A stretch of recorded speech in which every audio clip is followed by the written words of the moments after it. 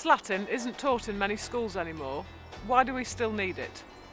Well, it crops up in our everyday speech, and in case you think I'm making that up, try these for size. Vice versa, pro rata, and even etc.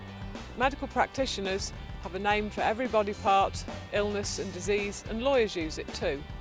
So I hear you ask, what has this to do with wildlife recording and Merseyside Biobank? Well, it turns out we use it too. To help unravel some of the myths of scientific language, I've been talking to Tim Burrows from Lancashire Wildlife Trust. Hi. Hi. So, what's with all this Latin then? Why can't we just use the common names? Isn't it a bit old-fashioned? That's all well and good until you get national, local or even international variations in the words. Okay, so you're a local lass, what would you call this? Well, I'm from the Midlands, so I suppose I'd call it furze or gorse. Exactly, two different names already, and in different parts of the country it may be known as whin or furze, and may be spelled differently. It's much easier if we just have one universal name all around the world. In this case, Ulux europaeus. I see, but Latin's hard to pronounce and I don't understand what it means. It's a bit like having to understand the car engine before getting behind the wheel and driving. But once you get the habit of it, it can be kind of fun.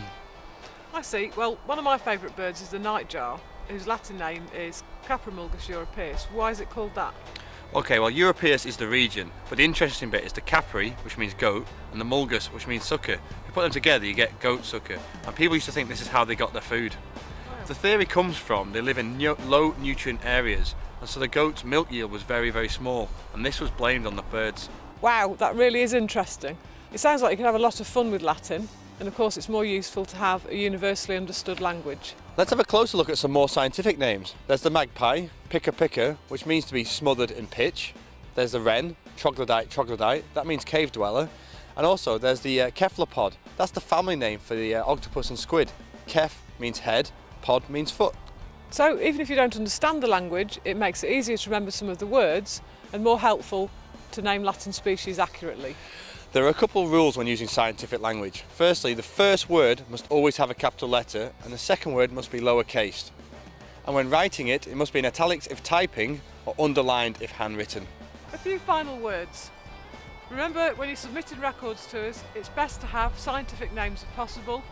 And don't forget to have fun when finding out new ones and learning what they mean.